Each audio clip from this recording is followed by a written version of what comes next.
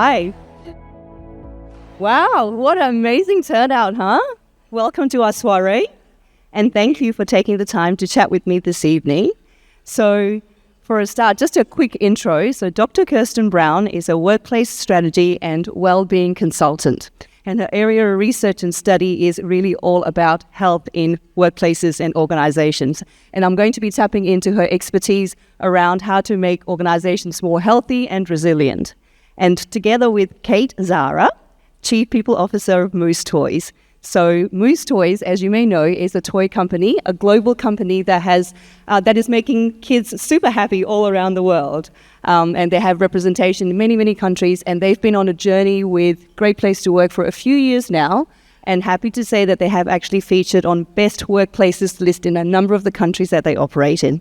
So together, we're going to be talking a little bit about health in workplaces, starting with a very hot topic, something that we're perhaps familiar with, but let's start with employee well-being. So we feel like we know exactly what it is. We do it, we promote it, we participate in it, and we invest a lot in it.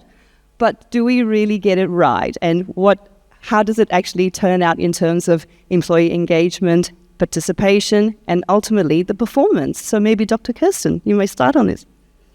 Well, thank you for this opportunity. It's great to be here, and we'll be really quick so you can enjoy more food.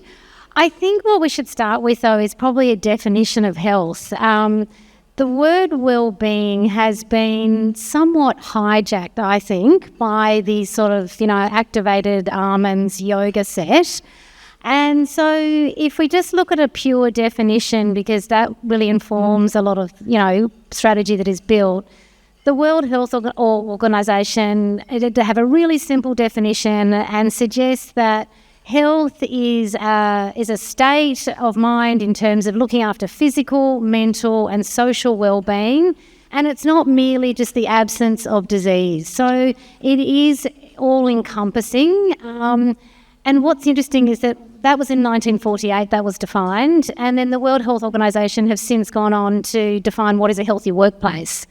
It's a long description. So just in summary, I would say that what's interesting is that it's all about a shared vision. So I think that's something we definitely should talk about.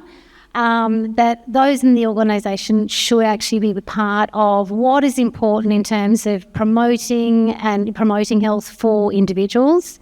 And ultimately, how can we empower individuals to, take care of their own health? Yeah, fabulous. Thank you for that, and particularly the definition, and I like the thing about, activated almonds and yoga session beyond that. So we really need to get a little bit deeper. Yeah. And particularly you had some stats as well about some interesting facts about when people feel that they're actually cared for, that they actually have more of a loyalty to the organisation, and some of those factors around that too. Yeah, I think this is actually really interesting. That's a recent study. Gallup is something that you might all be familiar with. It's a really great data set. And those employees that feel that their employer look after their health and well-being are 5 times more likely to promote the organisation and also trust the leadership. So, 2 fundamentals of any employment that are just achieved there with knowing that you're being looked after in work. Brilliant. And that absolutely aligns with what our findings are as well around the Great Place to Work Trust Index survey. So employees say that when their manager really cares about them and treats them as an individual rather than just as an employee, just as a number, that their trust goes up because they feel more cared for and so on. So ultimately, they're happier, more engaged, and stay with the organisation, which then really speaks to that attrition as well. So, but Kate, coming over to you, this is one of the areas where Moose Toys does really well. We've had this partnership for a little while, and so we've had the chance to understand your workplace culture, in particular, the focus around well-being. And it's not just from talking to you or doing the case studies, but it's really hearing from your employees who have actually said that they appreciate the effort leaders put in to develop that wellbeing program. So can you tell us a little bit more about that and the ethos and the philosophy behind it? Sure. Firstly, nice to meet you all, and thanks for having me, Thank you. Valentina. I'm a bit nervous, but that's okay. I'm out here. So our health and wellbeing program really has been strategic. So Moose is in the business of making kids super happy, as Valentina mentioned, but we do have a big, hairy, audacious goal to be the most innovative toy company in the world. So that's pretty huge. So underpinning that, we need to have an amazing, great culture where people are performing at a high level, where they're really engaged, and also where they can be really playful, because we're all about creating great ideas. So we had to step back and have a look at our people strategy, and we focused or dug in on 3 key things, which we've been doing for the last 3 years right across the organisation. One was to build capability for the future. The other was to build an inclusive organisation where everyone can thrive. And lastly, it was to prioritise health and wellbeing, because we really knew that was important when we embedded this into our organisation, and we needed it for the future. Brilliant. And we love the fact that you're actually making the people component a key part in your vision towards 2035 as well. Absolutely. The people, for your BHAG. we need them to get there. Yeah, for sure, for sure. And so in terms of that well-being, you've actually got, so well-being our way, right? Wellness our way. Yeah, wellness our way, I beg your pardon. So please, what is it all about? Where does it come from? And what is the purpose of it all? So we were really intentional with Wellness Our Way. Back in COVID, dare I say the word, we partnered with a high-performance coach where we really started to understand the importance of wellness in the workplace, and that it needed to be holistic, and that we needed to focus on mind and body and connectedness across the organisation. So after that education, we then had to work out, how do we embed this? How do we keep this going? Because we knew how important it was for us to be able to deliver on our goals and objectives. So we obviously asked our people what was important to them, and we developed annual calendars that were holistic in nature. But what we found when we asked our people across all our different organisations around the world was that their needs were different and they were unique. So some wanted to focus on stress management, some wanted to focus on diet and nutrition, some wanted more flexible hours and things like that, so that they could be with their family and have a more blend with their work-life balance. So I tasked all the P&C heads of each region and their teams to come up with unique calendars that would really deliver for their particular sets of employees, and hence Wellness Our Way was born. And here we are today, and it's really thriving. It's not perfect, but it's working really well. Yeah, I love that, and I'm hearing you nod. Yeah. Please. Well, I loved hearing about it when we discussed it before. And I think the key thing that's making your program so successful is the holistic part of the equation, and also how integrated it is across the organisation. Many organisations tend to have, wellness programs that generally are quite siloed. They might be, as you're talking about, one element of health and wellbeing. And as a result, they're not fully leveraged, and organisations are not getting the best return on their investment. And you so often hear people will say to me, "Oh yeah, well the uptake was really poor, so we just got rid of it." It's like, oh, okay, so maybe we could have looked at the uptake, and is it, making sure that the programs are fully integrated, and also the various parts of the organisation are invested in it. So yeah, I think the holistic and that integrated approach is really key. That's really the key, isn't it? The holistic approach. So it's not just about the well-being and the yoga classes and the fitness memberships and things like that. We're talking about health, which is way beyond that and gets actually much deeper. So there's a couple of elements that I do actually want to pick up, and whichever way we want to go. But so there's the health component that is a lot more deeper. But also, Kate, you mentioned about the ability for different people in different areas, within the organisation, especially because you've got representation in so many different countries, not just from the functional and generational needs, but also the cultural needs as well that needed to be considered. So how do you provide for that, and how do you adjust the programs? Yeah. So the key was to co-design the program to get the best possible impact. So obviously we asked our employees, and we surveyed them often, and we reviewed our Great Place to Work feedback as well. And we needed to get buy-in from leaders on our program, so we got them involved and got their thoughts as well. And then we included our global management team, which were the heads of functions right around the organisation. We spoke with the D&I committee for their ideas and thoughts, and based on the feedback through our diversity and inclusion surveys that we ran, we also spoke to community groups that we have. We have charity groups sustainability groups and so forth. So they all had something to say about wellness and how they would like to input. So we've had some amazing initiatives that we've put in place in this past year based on that. So some of the feedback we were getting was around not enough time to actually get the work done. So the global management team were tasked to come up with some ways to improve that for people so that they felt like they could actually do their job properly. So we incorporated meeting-free zones, 3 hours every week, right around the world in all of our offices where there can be no meetings. People can just get their work done. So that was very successful, and that was because it was co-designed. Our D&I committee had a lot of feedback about mental health and that there was still a real stigma around that, and what could we do to help those people feel comfortable to take time off when they needed it. So they introduced wellness days. So that's 2 days per year where people can just say to their manager, I need a wellness day.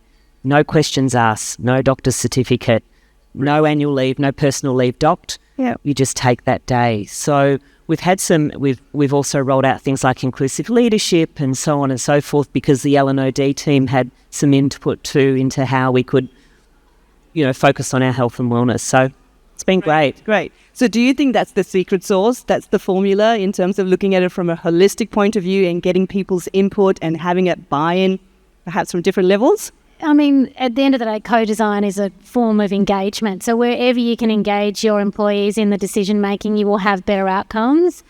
I came across, just when we were talking about this, a really good article from the Journal of Design talking about the value of co-design. And, there's really fundamental things. You can build greater capacity internally, you build greater capability that you talked about. Also, the end solution is much more relevant. All those programs that you've developed, more relevant, it's more attainable.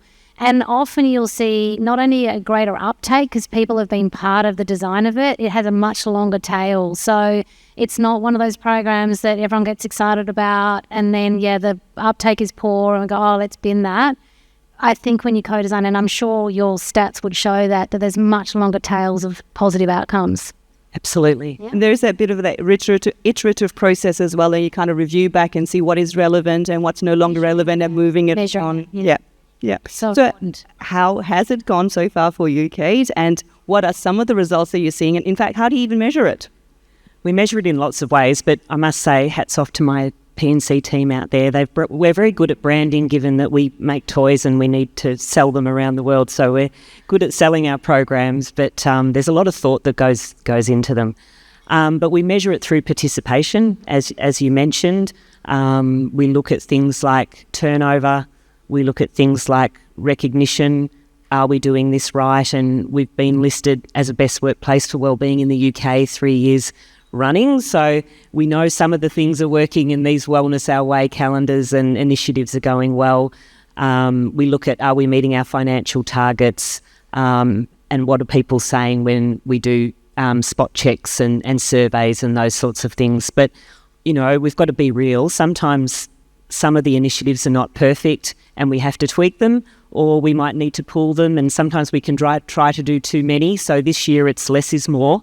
What's working really well for us, and let's stick to those things, because that's obviously what people are asking for and what they need. So that's how we're measuring it at the moment. But we have to keep it fun.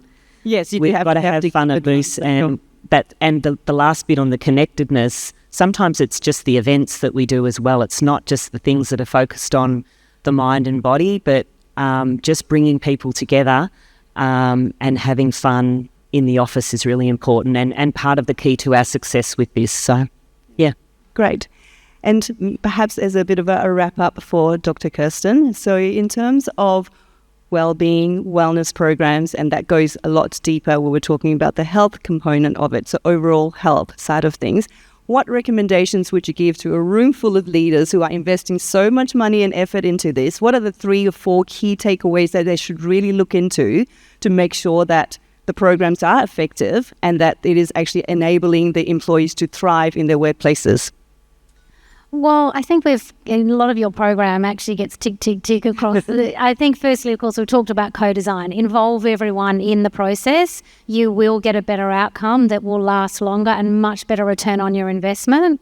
The other part is that integrated approach or that more holistic approach. So, when things get tight and we're trying to take things off, expenses out, it's like, oh, let's just ditch that program, we can save money. If it's actually embedded into everyday working, you can't unstitch it. It becomes part of working, having those better health practices.